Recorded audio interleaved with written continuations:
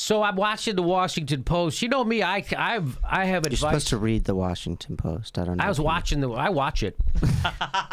I tell kids, you know me, I tell kids smoke pot every day. I try to tell them. Anyway, no, I don't. I didn't smoke pot when I was a kid. So I don't know how people. I used to see kids go to school. They'd be high and they'd be in school. Like, how could you be high in school? Oh, you're gonna get bad grades. And I also didn't get good grades. So maybe I should have smoked a little pot. I was more interested in telling jokes and being funny. I did not. Anyway, I'm watching the Washington Post, as I say.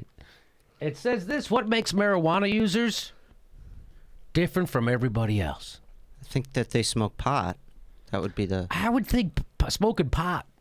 That would be the central one. Here's what I think makes marijuana users different from everybody else: is that they realize. After you smoke pot, you realize that the rules are arbitrary and bullshit. That's what happens.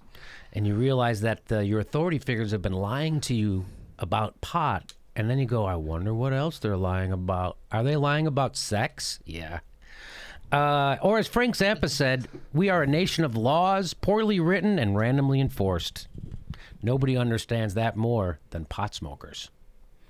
And once you see that, you start seeing that in everything, and you realize that you have to make up your own morality instead of accepting the one imposed on you by the state and mindlessly passed down to you by your parents and teachers. Because that's not really morality, but more of a window dressing for power. And it makes you more sensitive, smoking pot. It makes you more sensitive to power and its abuses. And with just a limited time of pot use, you can see it everywhere. You see that pot being illegal is similar to all the exercises of random pernicious power.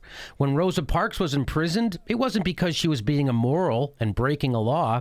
It was because she was challenging power and claiming public resources for her own, not property of power. So that's my thing. That's how smoking pot makes me different. That's what it did for me. So you're saying you never would have questioned authority without the magic of pot?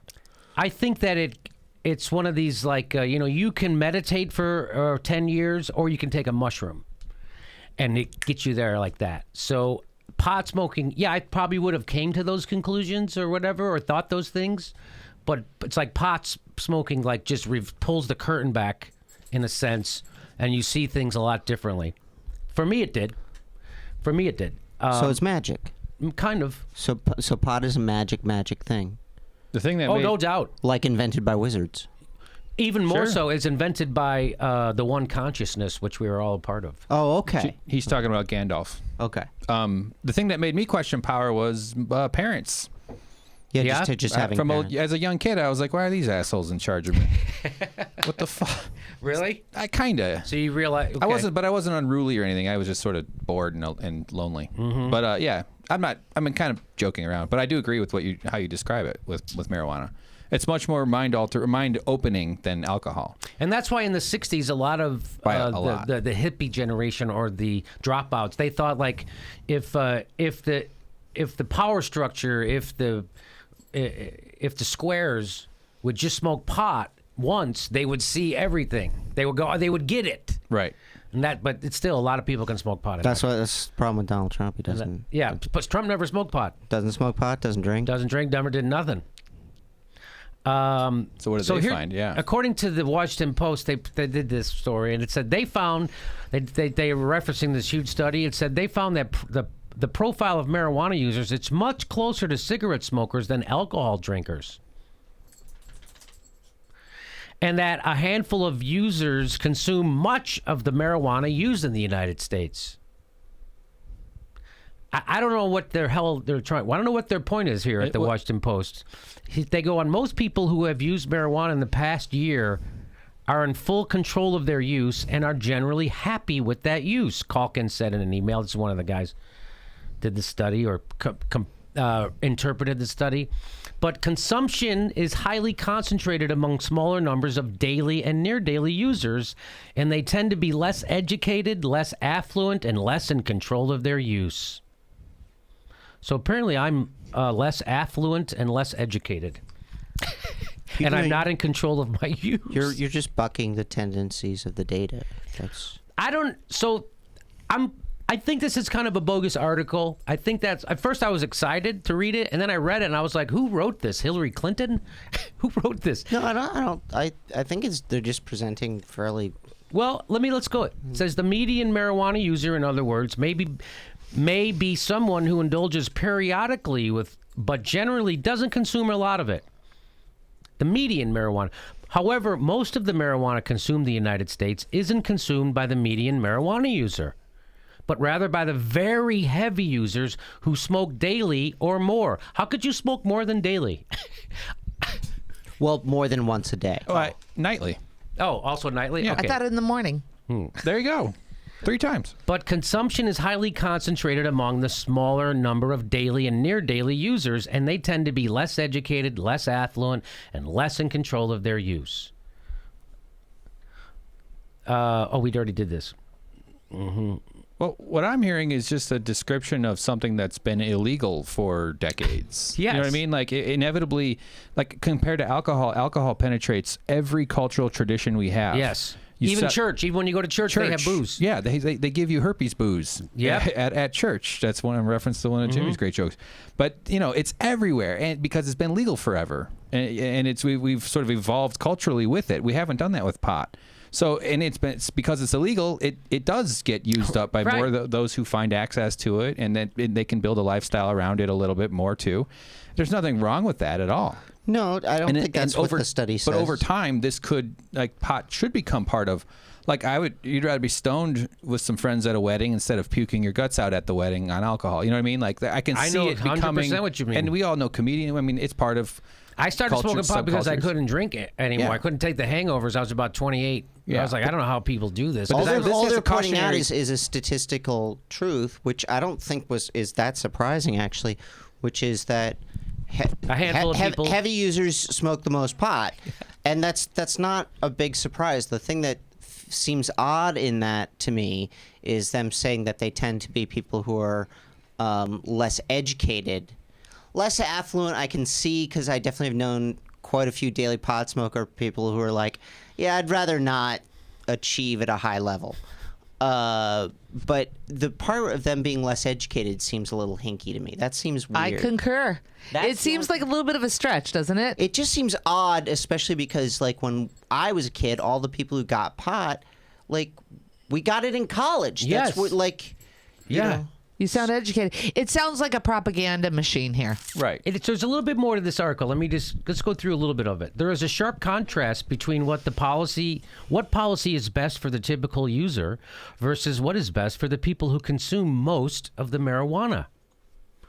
Legalization may not change much in the life of a typical marijuana user, but heavy users who overindulge may find it even easier to do so when marijuana is legal and cheaper to buy. Sounds propagandish, right? Now they're getting propaganda-y because, first of all, define overindulge. What does overindulge mean in marijuana? Last time I checked, pretty hard to overindulge. You go to sleep if you overindulge. I don't know what that means. So again, this sounds pretty. They're like, see, if they legalize it, then they're gonna be addicts. It's gonna be easier to get for those people who are overindulgers. Regular people, it's not gonna affect you if they legalize it, but it's the people who are a threat to society, the overindulgers. That's what this is starting to sound like to me. But yeah, I know plenty of people who are comedians who have no money whatsoever. If they want to overindulge in pot, which they do, they take care of business. They get it done. I don't know how they get it. Believe me, making it easier to get won't change their habit. They're already there. I don't know what the hell they're talking about. I don't know what they're talking about either. Everybody I know who's going to be addicted to pot is addicted to pot. It's not like legalizing it or illegalizing it made any fucking difference at all. I also would even push back on the, and I don't want to have this argument. I just want to say that if we were going to, I would push back and say marijuana is not addictive. But I know there's people, including Dr. Drew, who's a real doctor, who disagrees with me. I think there could be an imbalance with almost any behavior that's related to the way your emotions are constructed. So I'm talking about a person. Addiction is generally a result of coping mechanisms that aren't necessarily properly functioning. So yes, it can function as an addictive substance. But it's nowhere near like anything else that's addictive. I would say Coca-Cola is more addictive than marijuana. Like stuff but everything you guys are saying is old medicine. It's an old model. What's the new model?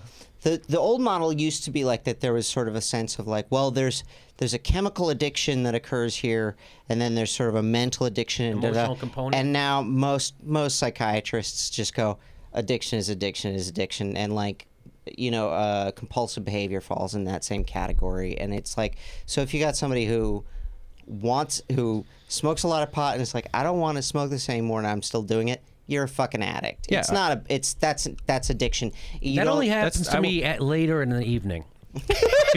No, I mean I wasn't referring to that mental and physical are separate. I mean it's use despite negative consequences.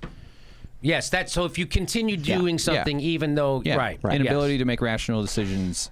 I the whole idea of we're so worried about the public health and protecting the public and to provide programs and public We're not awareness. Give them health care. But this country has been built on tobacco. Yes. Right. And alcohol. Yes, it's a killer. Mm-hmm. They're not having these genocide. Conversations. And genocide, by the way. So we're so worried about pot. I don't know when they say about educating people about the risks of overuse. Go ahead. It wouldn't surprise me. Is this funded? Is this a study that obviously they're referring to some sort of information gathering? Right. I wonder who it is. I bet it's funded by the alcohol industry in some way. We did a story about this, didn't we, earlier? Well, it's a good question, Hank. This is from two researchers, Stephen S. Davenport and Jonathan B. Hawkins. They're from the Party Ran Graduate School of Los Angeles and the Carnegie Mellon University, Pittsburgh, Pennsylvania. And what they did was they analyzed data from the National Survey on Drug Use and Health for coinciding changes in the marijuana market from 2002 to 2013. So that's where this comes from. Oh, okay. Okay. So the findings support the argument for legalization measures to be accompanied by public health protections like treatment programs and public awareness campaigns educating people about the risks of overuse. What are the risks of overuse of marijuana? They go, they overindulge. What does that mean, overindulge in marijuana? What are the risks of overuse of marijuana? They just keep saying all the, there's negative, there is. I think you play piano real crazy and you jump out a window, right? No, that's true. I think you shoot someone at a party. Oh yeah, at a party, yeah. The world becomes black and white. I'm just wondering, how much more public awareness campaigns? I mean, don't they tell you in health class, like 101, pot's a drug, it makes you cuckoo. Honestly, the biggest risk of drug use in America is prison rape. What? Oh, because you get sent to prison. Yeah, the worst thing that happens is you go to jail. Yeah, the worst thing that happens because of marijuana use is you go to jail. Because of our ancient... And that's where you get hooked on the hard stuff. Yes. Let's remember, most people who have used marijuana in the past year are in full control of their use and are generally happy with that use. That's what I want people to take away from that Washington Post article that was kind of trying to scare people, is that most people who have used marijuana in the past year have full control of their use and generally happy with that use. I think that the thing to take away from it is that most people are just, the straights are scared of something new. Yes. And it's like, you should do that with alcohol too. You should do that with cigarettes. It's the same thing. Like you're introducing a controlled substance into the population legally. Yeah, you should probably put the same shit you do around alcohol, cigarettes. Right. Why don't you just do that? You don't even have to fund a fucking study for that. I could have told you that. Yeah. I'm pretty sure my 16-year-old nephew could have told you that. What the fuck did they need an article for? They could have just put the sales circular in that section of the paper. That's a huge waste of fucking time. There could be bras on sale somewhere, and I could look at pictures of them. And ladies in those bras. And I would know exactly as much as I know now. And most people who have used those bras in the past year have full control of their use. And are generally happy with that use.